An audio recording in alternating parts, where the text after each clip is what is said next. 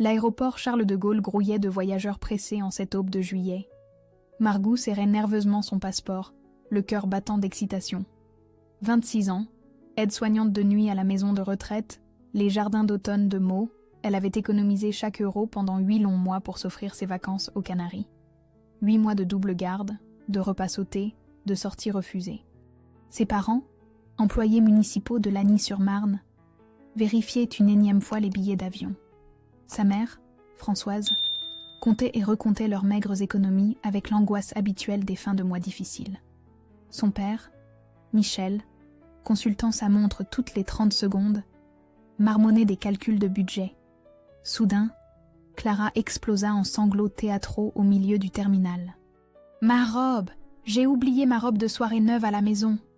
22 ans, étudiante en école de commerce, Clara était la petite dernière gâtée de la famille. Cette robe Zara à 280 € représentait une fortune pour leurs parents, achetée spécialement pour les soirées de vacances. « On ne peut pas partir sans elle !» gémit leur mère, panique dans la voix. Margou observait cette scène surréaliste. Autour d'eux, les familles se dirigeaient calmement vers l'embarquement, tandis qu'eux restaient plantés là, pour une simple robe. « Je peux en acheter une similaire là-bas », proposa-t-elle logiquement. « Avec quel argent ?» rétorqua sa mère. « Tu sais bien qu'on a calculé au centime près, et puis ce n'est pas pareil. » Son père approuva d'un hochement de tête résigné. Clara reniflait bruyamment, ses larmes coulant sur son maquillage parfait. Les regards des autres voyageurs se tournaient vers eux avec un mélange de curiosité et d'agacement. L'embarquement venait d'être annoncé. Margou sentit son estomac se nouer. Elle connaissait déjà la suite. « Tu peux y aller en RER E, c'est direct jusqu'à Lagny », suggéra son père avec une fausse désinvolture. Le piège se refermait. Margou regarda sa famille. Ses parents évitèrent son regard. Clara continuait son numéro de victime. Dans leurs yeux, elle lisait déjà la décision prise. Elle n'était que la solution pratique à leurs problèmes. « D'accord », murmura-t-elle, la gorge serrée. « Mais vous m'attendez, hein? On reporte de quelques heures ?»« Bien sûr, ma chérie », répondit sa mère avec un sourire qui ne montait pas jusqu'aux yeux. Margou attrapa son sac à main et se dirigea vers la station RER, le cœur lourd d'un pressentiment qu'elle refusait encore d'écouter. Derrière elle, elle entendit Clara murmurer quelque chose à leurs parents, suivi d'un rire étouffé. Le train pour Lagny-sur-Marne l'attendait sur le quai, indifférent à son sacrifice. Le RER E filait à travers la banlieue parisienne, dans un grondement monotone. Margou fixait le paysage défilant par la fenêtre, ses pensées vagabondant entre culpabilité et agacement. Pourquoi était-ce toujours elle qui devait régler les problèmes de Clara? Pourquoi ses parents ne voyaient-ils jamais l'égoïsme de leur fille cadette? 45 minutes plus tard, elle descendait à la gare de Lagny-sur-Marne. Le soleil de juillet tapait fort sur l'asphalte. Ses chaussures de voyage, pourtant confortables, lui semblaient soudain lourdes tandis qu'elle remontait l'avenue familière vers la maison de son enfance. La clé tourna dans la serrure avec un petit clic métallique. L'intérieur sentait le renfermé et la lavande de l'adoucissant que sa mère utilisait depuis des années. Margou grimpa les escaliers 4 à 4 vers la chambre de Clara. La robe était là, pendue religieusement dans l'armoire, étiquette encore attachée. 280 € pour un bout de tissu qui déclenchait une telle hystérie. En redescendant, son téléphone vibra. Un message de Clara. Photo souvenir avant le décollage. Le sang de Margou se glaça. Sur l'écran, sa sœur rayonnait dans l'avion, selfie parfait avec leurs parents en arrière-plan. Tous souriaient, détendus, complètement à l'aise, comme si elle n'avait jamais existé. Ses mains tremblèrent en composant le numéro de sa mère. Téléphone éteint. Celui de son père. Même réponse. Clara. Messagerie directe. « Non, non, non », murmura-t-elle en courant vers la gare. Le voyage de retour vers Charles de Gaulle fut un cauchemar éveillé. Chaque station lui rappelait qu'elle s'éloignait de plus en plus de ses vacances de rêve. Dans le wagon bondé, elle tenta désespérément de joindre sa famille. Rien. Le silence radio complet. Arrivée au terminal, elle courut vers le comptoir de leur compagnie aérienne, la robe de Clara serrée contre elle comme un linceul. « Le vol 3247 pour Las Palmas ?» demanda-t-elle à l'hôtesse, hors d'haleine. « Décollez à l'heure, madame. Il y a 20 minutes. » Les mots frappèrent Margou comme une claque. 21 minutes. Ils étaient repartis depuis 21 minutes seulement. Mais mes accompagnants, ils devaient m'attendre. L'hôtesse consulta son écran avec une expression de politesse professionnelle. Selon nos informations, vos accompagnants ont indiqué que vous aviez un empêchement professionnel de dernière minute. Ils ont dit que vous les rejoindriez peut-être. L'empêchement professionnel. Ils avaient tout prémédité. Chaque mot, chaque regard évasif, chaque hésitation de ce matin prenait soudain un sens atroce. Le piège s'était refermé avec une précision chirurgicale. Margou s'effondra sur un siège du terminal, la robe de Clara tombant mollement à ses pieds. Autour d'elle, la vie continuait. Des familles qui partaient vraiment en vacances ensemble, des couples qui s'embrassaient avant le départ, des enfants excités qui comptèrent les heures avant l'aventure. Son téléphone vibra à nouveau. Cette fois, c'était Instagram. Clara venait de poster. « Enfin en vacances. Papa et maman ont bien mérité ce repos. Family time. Canaries bonheur familial. » La photo montrait leurs 3 visages bronzés par le soleil de l'avion, lunettes de soleil branchées, sourires éclatants. Dans les commentaires, les amis s'extasièrent déjà. « Où est ta sœur ?» avait écrit une cousine. « Elle avait du travail. Elle nous rejoindra peut-être ?» avait répondu Clara avec une désinvolture écœurante. Margou éteignit son téléphone et leva les yeux vers les écrans de départ. D'autres destinations clignotaient. Rome, Londres, Madrid. Toutes ces villes qu'elle ne verrait pas. Toutes ces découvertes qu'elle ne ferait pas. Elle avait économisé pendant 8 mois pour finir seule dans un aéroport, tenant la robe de celle qui venait de la trahir. La nuit tombait sur Charles de Gaulle. Dans quelques heures, elle devrait reprendre son service à la maison de retraite et faire comme si de rien n'était. Comme si sa famille ne venait pas de lui planter un couteau dans le dos avec le sourire. Le réveil sonna à 5 heures du matin, comme tous les jours depuis 6 ans. Margou ouvrit les yeux dans son studio de mots, la réalité la frappant de plein fouet. Pas de valise à boucler, pas d'avion à prendre. Juste l'uniforme bleu de la maison de retraite qui l'attendait, suspendu comme un reproche à la porte de son armoire. La douche chaude ne parvint pas à laver l'amertume de la veille. Dans le miroir embué, son reflet lui renvoyait l'image d'une femme de 26 ans aux traits tirés, aux cernes creusées par une nuit blanche. Combien de fois avait-elle regardé les photos de Clara défiler sur son téléphone? Combien de fois avait-elle relu les commentaires enthousiastes des amis qui ne savaient pas? Le trajet en bus vers les jardins d'automne lui parut interminable. À chaque arrêt, elle redoutait de croiser quelqu'un qui la reconnaîtrait, qui lui demanderait pourquoi elle n'était pas aux Canaries avec sa famille. Les réseaux sociaux avaient cette façon perverse de transformer les mensonges en vérité publique. En poussant la porte de l'établissement, elle tomba nez à nez avec Sandrine, aide-soignante de jour réputée pour sa langue bien pendue. « Tiens, mais qu'est-ce que tu fais là? Je croyais que tu étais en vacances en famille. » Le sourire de Sandrine avait quelque chose de carnassier. Margou connaissait cette expression, celle de quelqu'un qui flairait le scandale et comptait bien en profiter. « Changement de dernière minute », marmonna Margou en se dirigeant vers les vestiaires. « Ah bon? Pourtant sur Facebook, ta sœur a l'air de bien s'amuser aux Canaries. Elle a posté des photos magnifiques cette nuit. » Chaque mot était une épingle plantée avec précision. Sandrine savait exactement ce qu'elle faisait. Dans un établissement où les ragots circulaient plus vite que les médicaments, cette information ferait le tour de l'équipe avant midi. Margou enfila sa blouse en silence, les mains tremblantes. Autour d'elle, les collègues échangeaient des regards entendus. Quelqu'un avait visiblement fait circuler l'information. Elle entendait les chuchotements s'arrêter net à son passage, reprendre dès qu'elle s'éloignait. La matinée fut un calvaire. À chaque couloir traversé, elle sentait les regards la suivre. Certains compatissants, d'autres curieux, quelques-uns franchement moqueurs. L'histoire se déformait au fur et à mesure des conversations. Elle entendait des bribes, disputes familiales, histoires d'argent, toujours eu des problèmes avec sa sœur. Vers midi, n'y tenant plus, elle se réfugia dans la chambre de Madame Leroy, une ancienne institutrice de 89 ans qui avait toujours eu une tendresse particulière pour elle. « Ma petite Margou, vous avez une mine de papier mâché aujourd'hui. » Les yeux bleus perçants de la vieille dame ne rataient jamais rien. Margou sentit sa carapace craquer. Les larmes qu'elle retenait depuis la veille jaillirent de sans prévenir. « Ils m'ont abandonnée, Madame Leroy. » Ma propre famille m'a laissée seule à l'aéroport pour partir en vacances sans moi. La vieille dame tendit sa main ridée, d'une douceur apaisante. « Asseyez-vous, mon enfant. » Margout s'effondra sur la chaise visiteur et raconta tout.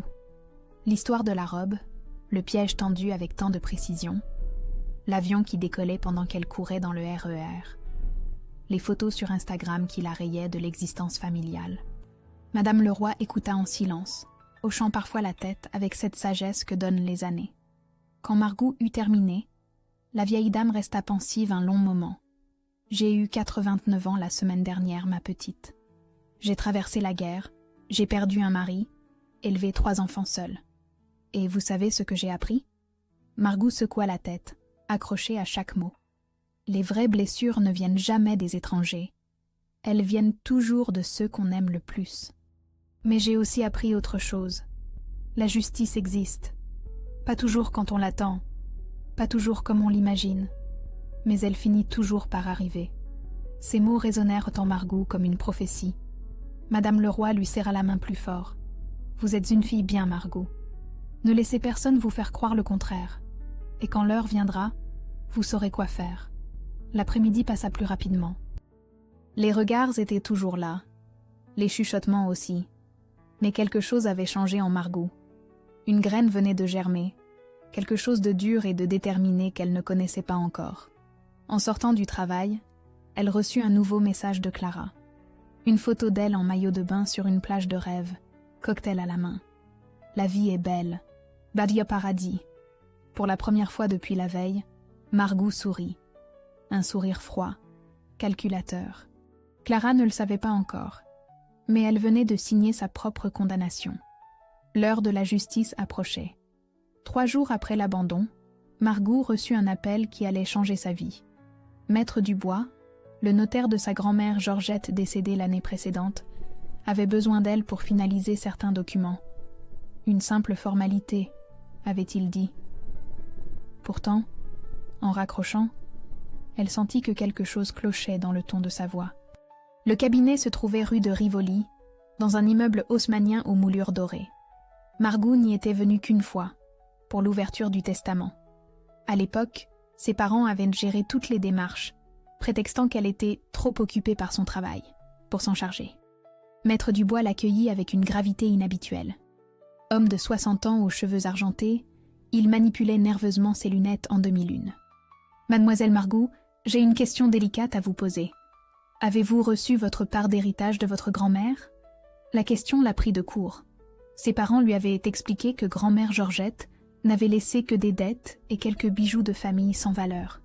Il n'y avait rien à hériter, d'après mes parents. Le notaire fronça les sourcils et ouvrit un dossier épais. « Je crains qu'il y ait un malentendu. Votre grand-mère avait une assurance vie de 12 000 €. Selon la loi, cette somme devait être partagée équitablement entre ses 4 petits-enfants. Vous, Clara, et vos cousins Thomas et Marie. » Le monde de Margout bascula. 12 000 €. 3 000 € pour chacun. Une somme qui aurait changé sa vie, lui aurait permis de prendre des vacances sans se serrer la ceinture pendant des mois. Mais mes parents ont dit... Vos parents ont encaissé l'intégralité de la somme il y a 8 mois. Ils étaient des mandataires, certes, mais légalement tenus de redistribuer selon les volontés de la défunte. Les pièces du puzzle s'assemblaient avec une précision atroce. 8 mois. Exactement quand Clara avait commencé à parler de vacances aux Canaries. Exactement quand ses parents avaient mystérieusement trouvé l'argent pour ce voyage qu'ils n'auraient jamais pu se permettre. C'est de la dissimulation d'héritage, continua le notaire. Un délit passible d'amende. Vos cousins m'ont contacté hier. Ils n'ont rien reçu non plus. Margout sortit du cabinet dans un état second. Ses jambes la portèrent machinalement vers le café le plus proche, un petit établissement parisien aux banquettes rouges usées. Elle commanda un expresso qu'elle ne but pas, fixant le vide pendant de longues minutes. Tout s'éclairait maintenant. Les regards évasifs quand elle parlait d'argent. Les « on verra plus tard » répétés quand elle demandait des nouvelles de la succession. La façon dont Clara avait soudainement eu les moyens de s'acheter des vêtements de marque. Cette robe à 280 € qui avait servi de prétexte à son abandon. Elle sortit son téléphone et photographia discrètement les documents que le notaire lui avait remis. Preuve irréfutable de la manipulation. Puis elle composa le numéro de ses cousins. Thomas décrocha à la première sonnerie. « Margou, on vient justement d'apprendre pour grand-mère. Tu étais au courant, toi ? Je sors de chez le notaire. Ils nous ont volé, Thomas. » Le silence au bout du fil était lourd de colère contenue. Thomas et Marie, jumeaux de 28 ans, travaillaient dur pour joindre les deux bouts. 3 000 € chacun représentaient plusieurs mois de salaire. « Qu'est-ce qu'on fait ?» demanda-t-il finalement. « On récupère ce qui nous appartient. » En rentrant chez elle ce soir-là, Margou découvrit une nouvelle série de photos sur Instagram. Ses parents et Clara dans un restaurant étoilé de Las Palmas, champagne et plateau de fruits de mer. Les sourires étaient éclatants, l'insouciance totale. Ils dépensaient l'argent de grand-mère Georgette comme s'il leur appartenait de droit. Le commentaire de Clara la fit bondir. « Papa et maman nous gâtent tellement. On a de la chance d'avoir une famille si généreuse, avec l'argent des autres. » Cette nuit-là, assise à sa table de cuisine, Margou étala tous les documents. Acte notarié, relevé bancaire obtenu par ses cousins, capture d'écran des posts Instagram montrant le train de vie soudainement luxueux de sa famille. Chaque pièce était une preuve supplémentaire de leur duplicité. Elle pensait à Madame Leroy et à ses paroles prophétiques. La justice finit toujours par arriver. La vieille dame avait raison. Mais parfois, la justice avait besoin d'un petit coup de pouce. Au distributeur automatique de l'hôpital le lendemain, elle croisa un homme de son âge qu'elle n'avait jamais vu. Grand, brun aux yeux verts, il portait la blouse blanche des kinésithérapeutes. Leurs regards se croisèrent quand la machine avala sa pièce sans rien donner en retour. « Ça arrive tout le temps avec cette fichue machine, » dit-il en souriant. « Je suis Julien, kiné au service de rééducation. Margou, aide-soignante au jardin d'automne. » Il lui tendit une canette de soda. Petit geste de solidarité entre soignants. Pour la première fois depuis l'abandon, Margou sourit sincèrement. Quelque chose dans le regard de cet inconnu lui disait qu'elle venait peut-être de rencontrer un allié précieux. Les jours suivants, Margou et Julien se croisèrent de plus en plus souvent. Pause café, déjeuners à la cafétéria de l'hôpital, conversations impromptues dans les couloirs. Elle découvrait un homme intelligent, drôle, mais qui portait lui aussi des cicatrices invisibles. « Mon ex-femme m'a quitté il y a 6 mois, » lui confia-t-il un soir, alors qu'il partageait un sandwich sur un banc du parc de l'hôpital. En vidant notre compte joint au passage, 23 000 € d'économie commune. Envolés. Margou sentit une connexion immédiate. Eux aussi avaient été trahis par ceux qu'ils aimèrent le plus. « La trahison familiale, c'est encore pire, » murmura-t-elle. « On ne s'en remet jamais vraiment. » Julien la regarda avec une intensité nouvelle. « Raconte-moi. » Pour la première fois depuis l'abandon, Margou se livra complètement. L'aéroport, la robe prétexte, l'avion qui décollait sans elle, l'argent de grand-mère détourné. Julien écoutait sans l'interrompre, ses yeux verts reflétant une colère grandissante. « Ils t'ont volé 2 fois, » dit-il finalement. « Tes vacances et ton héritage. Je veux qu'ils paient pour ce qu'ils ont fait. Attention, Margou. La vengeance peut te détruire autant qu'eux. » Mais au lieu de la décourager, Julien l'aida à canaliser sa colère. Ensemble, ils organisèrent méticuleusement les preuves. Ex-avocat reconverti en kinésithérapeute après son divorce, il connaissait les rouages juridiques. Pour la dissimulation d'héritage, il faut des preuves irréfutables, expliqua-t-il en étudiant les documents. Tu les as, mais réfléchis bien aux conséquences. Margou observait cet homme qui prenait sa défense sans rien demander en retour.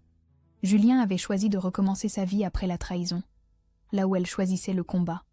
Cette différence les rapprochait paradoxalement. Un soir, en sortant du travail, ils s'installèrent dans un petit bistrot de mots. Julien commanda 2 verres de vin rouge, geste simple qui marqua un tournant dans leur relation. « Tu sais ce qui me frappe chez toi ?» dit-il en la regardant droit dans les yeux. « Ma capacité à attirer les problèmes ? Ta force. Tu refuses de te laisser abattre. » Le compliment la toucha plus qu'elle ne voulait l'admettre. Depuis des années, elle se sentait invisible, effacée par la personnalité éclatante de Clara. Julien la voyait différemment. « J'ai peur de devenir comme eux, » avoua-t-elle. « Manipulatrice, égoïste. Ça n'arrivera pas. Tu cherches la justice, pas la destruction. » Cette nuance était importante. Julien l'aidait à tracer la ligne entre vengeance légitime et acharnement destructeur. Ils passèrent la soirée à planifier. Julien connaissait un notaire spécialisé dans les successions complexes. Il pourrait les conseiller sur la procédure exacte. Margou contacta ses cousins pour les tenir informés. Thomas et Marie étaient prêts à la soutenir jusqu'au bout. « Et après » demanda Julien. « Quand tu auras récupéré ton argent et exposé leurs mensonges ?» Margou réfléchit longuement. Pour la première fois depuis l'abandon, elle envisageait un avenir au-delà de la vengeance. « Je recommencerai. Différemment. » « Avec moi, peut-être ?» La question flotta entre eux, lourde de promesses. Margou sourit, le premier vrai sourire depuis des semaines. Peut-être. Pendant ce temps, aux Canaries, sa famille continuait de s'afficher sur les réseaux. Clara postait quotidiennement, étalant un bonheur artificiel construit sur l'argent volé. Ses parents commentaient avec une fierté déplacée, comme s'ils étaient les parfaits géniteurs d'une fille parfaite. Margout screenshotait chaque publication, chaque photo de restaurant luxueux, chaque activité coûteuse, chaque sourire hypocrite. Autant de preuves de leur hypocrisie, autant de munitions pour le jour J. Ils ne savent pas encore qu'ils creusent leur propre tombe, murmura Julien en regardant les dernières photos. Le lendemain, Margou reçut un message qui la fit bondir. Clara lui envoyait une photo d'elle en maillot de bain designer avec un simple texte « Tu aurais dû venir. Bisous ». L'ironie était si cruelle qu'elle en devenait comique. Clara ne se contentait pas de l'avoir trahie. Elle se moquait ouvertement de sa douleur. Margou montra le message à Julien, qui secoua la tête avec dégoût. Elle vient de signer son arrêt de mort sociale. Garde ce message, il sera parfait pour montrer leur perversité. Le piège se refermait lentement, mais sûrement. Dans une semaine, sa famille rentrerait de vacances, bronzée et reposée, convaincue d'avoir parfaitement orchestré son humiliation. Ils ne savaient pas que Margou avait découvert leur secret le plus sombre. L'heure de la révélation approchait. Le dimanche soir, l'avion de ses parents atterrit à Charles de Gaulle. Margou le savait parce que Clara avait posté une story Instagram depuis l'aéroport. Retour à la réalité, mais que de beaux souvenirs, avec un selfie bronzé et reposé. 48 heures plus tard, elle reçut l'appel qu'elle attendait. « Margou, c'est maman. On organise un petit dîner demain soir pour se retrouver en famille et te raconter nos vacances. Tu viens ?» La voix de sa mère avait cette fausse désinvolture qu'elle connaissait bien. Comme si rien ne s'était passé. Comme si abandonner sa fille à l'aéroport était un détail sans importance. « Bien sûr, maman, avec plaisir. »« Parfait. On invite aussi oncle Robert et tante Sylvie avec Thomas et Marie. Ça nous fera une belle soirée de famille. » Margou sourit. Ses parents venaient de lui offrir l'audience parfaite pour leur humiliation publique. Oncle Robert et tante Sylvie, les parents de ses cousins lésés, assisteraient au spectacle en première loge. Le mercredi soir, Margou se prépara avec un soin particulier. Robe noire simple mais élégante, maquillage discret, cheveux tirés en chignon. Elle voulait avoir l'air digne et crédible pour ceux qui l'attendaient. Dans son sac, elle glissa soigneusement le dossier préparé avec Julien. Documents notariés, relevés bancaires, capture d'écran des posts Instagram. Julien l'accompagna jusqu'à la maison familiale de Lagny-sur-Marne. « Tu es sûre de toi ?» demanda-t-il en se garant devant le pavillon. « Certaine. Ils ont eu ce qu'ils méritaient aux Canaries. Maintenant, c'est mon tour. » Il lui serra la main avec tendresse. « Je t'attends ici. Appelle-moi si tu as besoin. » La maison familiale baignait dans une atmosphère festive. Ses parents avaient assorti la belle vaisselle, ouvert une bouteille de vin. Clara rayonnait dans une nouvelle robe rapportée des Canaries, bronzage parfait et sourire éclatant. Oncle Robert et tante Sylvie admirèrent les photos de voyage sur la tablette familiale. « Margou, ma chérie !» Sa mère l'embrassa comme si de rien n'était, avec cette chaleur artificielle qu'elle réservait aux grandes occasions. Son père lui tendit un verre de vin en évitant soigneusement son regard. « Alors, ces vacances ?» demanda-t-elle avec un sourire innocent. « Magnifique !» s'extasia Clara. « Papa et maman nous ont vraiment gâtés. On a fait tellement de choses. Dommage que tu n'aies pas pu venir, avec ton empêchement professionnel. » L'empêchement professionnel. Le mensonge qu'ils avaient servi à l'hôtesse pour justifier son absence. Clara le répétait maintenant devant toute la famille, réécrivant l'histoire à sa convenance. « Oui, c'est dommage, » répondit Margou calmement. « mais j'ai eu le temps de m'occuper d'autres choses importantes pendant votre absence. » Pendant le dîner, ses parents racontèrent leurs aventures avec force détails. Les restaurants étoilés, les excursions en catamaran, les achats dans les boutiques de luxe. Chaque anecdote était un couteau planté un peu plus profond. Ils étalaient leur bonheur construit sur sa souffrance. Oncle Robert et tante Sylvie écoutaient poliment, mais Margou surprenait parfois leurs regards interrogateurs. Ils se demandaient visiblement comment leurs frères et belles-sœurs avaient soudainement trouvé les moyens de s'offrir de telles vacances. « Au fait, » lança négligemment sa mère en servant le dessert, « on a eu quelques frais imprévus avec la succession de grand-mère Georgette. Des paperasseries, tu sais ce que c'est. »« Justement, parlons-en, » dit Margou en posant calmement son verre. Le ton avait changé. Quelque chose dans sa voix fit taire les conversations. Tous les regards se tournèrent vers elle. « J'ai rencontré Maître Dubois la semaine dernière, pour finaliser certains documents concernant l'héritage de grand-mère. Elle vit ses parents se raidir imperceptiblement. Il m'a appris des choses très intéressantes. Par exemple, que grand-mère avait une assurance vie de 12 000 €. Le silence qui suivit était assourdissant. Oncle Robert fronça les sourcils. « Une assurance vie ? Mais vous nous aviez dit qu'il n'y avait que des dettes. » Margou sortit les documents de son sac et les étala calmement sur la table, comme un croupier distribuant les cartes d'une partie décisive. « Voici les relevés bancaires. Voici l'acte notarié. Selon la loi, cette somme devait être partagée équitablement entre les 4 petits-enfants. 3 000 € chacun. » Clara était devenue livide. Ses parents regardèrent les papiers comme s'ils venaient de voir un fantôme. « Mais alors, » commença tante Sylvie. « Alors mes parents ont encaissé l'intégralité de la somme il y a 8 mois, sans en informer personne. C'est ce qu'on appelle de la dissimulation d'héritage. » Oncle Robert se leva brutalement, la colère déformant ses traits. « Michel, comment as-tu pu ?» Margou continua, implacable, sortant les captures d'écran des réseaux sociaux. « Voici comment ils ont dépensé l'argent de grand-mère Georgette. Restaurant de luxe, excursions, shopping, pendant qu'il vous racontait qu'il n'y avait rien à hériter. » La tempête éclata. Oncle Robert et tante Sylvie explosèrent de rage. Thomas et Marie, silencieux jusqu'alors, découvraient l'ampleur de la tromperie. Au milieu du chaos, Clara fondait en larmes et leurs parents tentaient des explications pathétiques. Margou se leva calmement, laissant la famille imploser derrière elle. Justice était rendue. Les 3 semaines qui suivirent furent un raz-de-marée. La révélation de Margou avait déclenché une implosion familiale d'une violence inouïe. Oncle Robert et tante Sylvie avaient immédiatement contacté Maître Dubois pour entamer les procédures de récupération. La machine judiciaire s'était mise en branle avec une efficacité redoutable. Margou observait les dégâts depuis sa position de spectatrice privilégiée. Les réseaux sociaux, qui avaient été l'arme de son humiliation, étaient devenus le théâtre de son triomphe. Clara avait supprimé toutes ses photos de vacances, mais trop tard. Les captures d'écran circulaient déjà dans la famille élargie et le voisinage. Le scandale se propageait comme une traînée de poudre. À Lagny-sur-Marne, dans les commerces du centre-ville où ses parents étaient reconnus depuis des décennies, les regards avaient changé. Les sourires polis s'étaient mués en chuchotements derrière leur dos. La respectabilité sociale qu'ils avaient mis des années à construire s'effritait jour après jour. Son père avait été convoqué par sa hiérarchie à la mairie. Détourner l'héritage d'une défunte, même en famille, ne cadrait pas avec l'image d'un employé municipal irréprochable.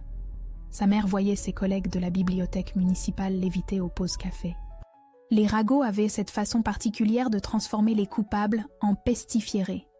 Clara vivait le plus mal cette chute sociale. Habituée à être adulée, choyée, pardonnée pour tous ses caprices, elle découvrait brutalement le poids du jugement public. Ses amis d'école de commerce la questionnaient sur l'histoire de l'héritage qu'ils avaient entendu par leurs parents. Elle qui affichait un bonheur parfait sur Instagram se retrouvait à mentir sur les origines de ses vacances de rêve. Un matin, Margou reçut un appel inattendu. Clara pleurait au téléphone, sa voix cassée par les sanglots. « Margou, il faut qu'on se parle, s'il te plaît. » Elles se retrouvèrent dans un café discret de mots, loin des regards indiscrets de Lagny. Clara avait maigri, ses traits tirés trahissaient des nuits blanches. L'étudiante insouciante avait disparu, laissant place à une jeune femme brisée. « Je ne savais pas, » murmura-t-elle. « Pour l'argent de grand-mère, Je ne savais vraiment pas. Margou l'observait sans un mot, guettant le mensonge. Mais pour la première fois depuis des années, elle ne voyait que sincérité dans les yeux de sa sœur. Papa et maman m'ont dit que tu avais choisi de ne pas venir, qu'à la dernière minute, tu avais fait du chantage pour gâcher leurs vacances. La vérité éclatait enfin. Clara n'avait été qu'un pion dans la manipulation de leurs parents. Une complice inconsciente, certes, mais une victime également. Ils m'ont monté contre toi depuis qu'on est petite, continua Clara. Ils me disaient que tu étais jalouse de moi, que tu voulais me nuire. J'ai grandi en pensant que tu étais mon ennemi. Cette révélation bouleversa Margou. Toutes ces années de rivalité forcée, d'incompréhension, de blessures mutuelles. Tout avait été orchestré par leurs parents pour diviser leurs filles et mieux les contrôler. « Qu'est-ce qu'on fait maintenant ?» demanda Clara. « On récupère nos vies. Chacune de notre côté, mais sans mensonge cette fois. » Margou ne pardonnait pas encore, mais elle comprenait. Clara avait été manipulée autant qu'elle, différemment mais tout aussi cruellement. Côté finances, l'étau se resserrait sur leurs parents. Maître Dubois avait calculé précisément 12 000 € à rembourser, plus 3 000 € de dommages et intérêts pour préjudice moral. 15 000 € qu'ils n'avaient plus, dépensés en vacances et futilités. Ils avaient dû emprunter, hypothéquer la maison familiale. L'ironie était parfaite. Pour financer des vacances destinées à humilier leur fille, ils s'étaient ruinés. Le soir, en rentrant chez elle, Margou trouvait Julien qui l'attendait avec un sourire tendre. Il était devenu son ancrage, sa boussole dans cette tempête familiale. « Comment tu te sens ?» demanda-t-il en la prenant dans ses bras. Libérée, et un peu triste aussi. Triste ? J'ai récupéré ma sœur, mais j'ai perdu mes parents pour toujours. Peut-être qu'ils n'en valaient pas la peine. Il avait raison.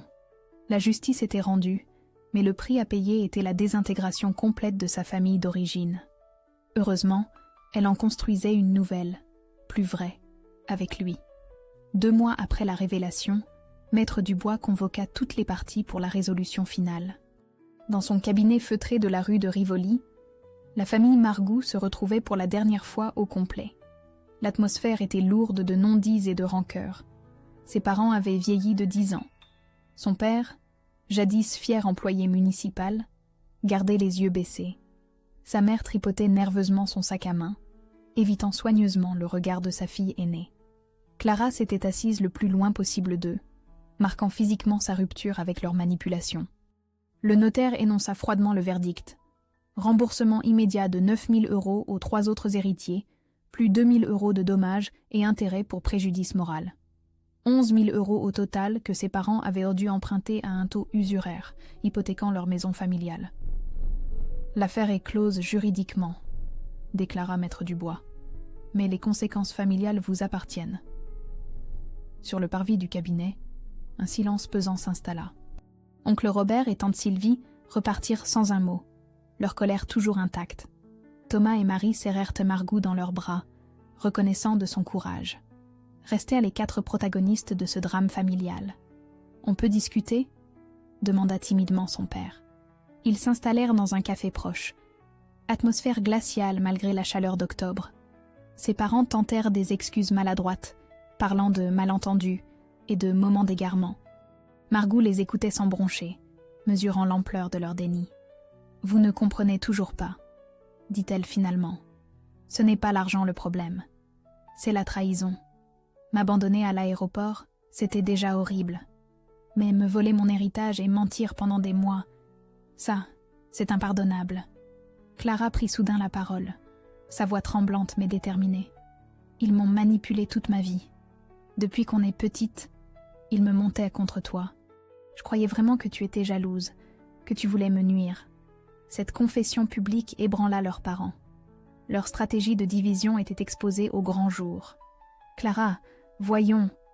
tenta leur mère. « Non, j'en ai assez de vos mensonges. Margou a eu raison de vous démasquer. » Ce soutien inattendu toucha profondément Margou. Pour la première fois depuis l'enfance, elle sentait sa petite sœur vraiment à ses côtés. Ses parents repartirent seuls, dos voûté et regard fuyant. L'humiliation publique avait achevé ce que la justice avait commencé. Ils paieraient leurs dettes financières pendant des années, mais surtout, ils avaient perdu leurs 2 filles. Clara et Margou marchèrent ensemble le long de la Seine, retrouvant lentement cette complicité qu'on leur avait volée. « Je vais commencer une thérapie », annonça Clara, « pour comprendre comment j'ai pu être aussi aveugle. C'est une excellente idée. Et toi, tu vas leur pardonner un jour ?» Margou réfléchit longuement, observant les bateaux-mouches glisser sur l'eau sombre. « Je ne sais pas. Peut-être que le pardon viendra avec le temps. Mais oublier, jamais. » Clara acquiesça. Elles se séparèrent sur un pont de Paris, chacune repartant vers sa nouvelle vie. La réconciliation était fragile, naissante, mais réelle. Le soir même, Margou retrouva Julien dans leur café habituel de Meaux. Il l'accueillit avec son sourire rassurant, celui qui l'avait aidé à traverser ces mois difficiles. « C'est fini ?» demanda-t-il. « Juridiquement, oui. Humainement, c'est un nouveau début. » Julien lui prit la main avec tendresse. « Prête pour l'avenir ? » ?»« Avec toi, oui. » Ils avaient reparlé de voyages, de projets communs. Julien voulait ouvrir son propre cabinet de kinésithérapie. Margou envisageait une formation d'infirmière. L'argent récupéré leur donnerait les moyens de leurs ambitions. Pour la première fois depuis des mois, Margou souriait en pensant à demain. La justice était rendue, sa sœur récupérée, son avenir dessiné avec un homme qui l'aimait vraiment. Le prix de cette renaissance avait été lourd, mais elle ne regrettait rien. Sa vraie vie commençait enfin. 18 mois plus tard, l'aéroport Charles de Gaulle bruissait de la même agitation qu'autrefois. Mais cette fois, Margou n'était plus la femme brisée qui serrait nerveusement son passeport. À 28 ans, aide-soignante devenue coordinatrice grâce à sa formation accélérée, elle rayonnait d'une confiance retrouvée. Julien ajustait les sangles de son sac à dos, souriant de cette excitation partagée. Son cabinet de kinésithérapie prospérait depuis 6 mois, et ses vacances au Japon représentaient l'aboutissement de leur rêve commun. 3 semaines parmi les cerisiers en fleurs, payées avec l'argent récupéré et leurs économies honnêtement gagnées. « Prête pour l'aventure ?» demanda-t-il en lui prenant la main. Plus que jamais. À quelques mètres d'eux, Clara vérifiait une dernière fois son billet. Transformée par 18 mois de thérapie et d'indépendance forcée, elle avait trouvé sa voie dans une association d'aide aux victimes de violences familiales. Son stage l'avait menée jusqu'à Tokyo, où elle les rejoindrait pour la dernière semaine. « Tu es sûre que tu ne veux pas qu'on t'attende ?» proposa Margou. « Non, profitez. J'ai encore du travail à terminer. On se retrouve là-bas comme prévu. » Les deux sœurs s'embrassèrent avec une tendresse reconquise. Leur relation restait fragile, mais authentique. Plus de rivalité imposée, plus de manipulation parentale. Juste 2 femmes qui apprenaient à se connaître vraiment. En se dirigeant vers l'embarquement, Margou croisa le panneau d'affichage où elle avait découvert l'abandon de sa famille. Le même écran clignotait, les mêmes destinations défilaient, mais la femme qui passait devant n'était plus la même. Elle repensa à cette matinée de juillet qui avait basculé sa vie. La robe de Clara, le piège tendu avec tant de perversité, l'avion qui décollait sans elle, puis Madame Leroy et ses paroles prophétiques, Julien et son soutien indéfectible, la découverte de l'héritage volé, la révélation qui avait tout changé. Ses parents tentaient parfois des approches maladroites, cartes d'anniversaire ignorées, messages restés sans réponse. Margou avait tracé ses limites avec une fermeté bienveillante. Elle ne leur souhaitait pas de mal, mais ne voulait plus rien partager avec eux. Certaines trahisons ne se réparent jamais. « À quoi tu penses ?» demanda Julien, en remarquant son expression pensive. « À la femme que j'étais il y a 18 mois. Celle qui acceptait tout, qui se laissait marcher dessus. Elle a eu raison de se rebeller. Elle a eu raison de te rencontrer surtout. » Julien l'embrassa tendrement. Leur amour était né de la compréhension mutuelle, forgé dans l'épreuve, consolidé par le respect. Rien à voir avec les relations toxiques qu'ils avaient connues avant. L'embarquement commença.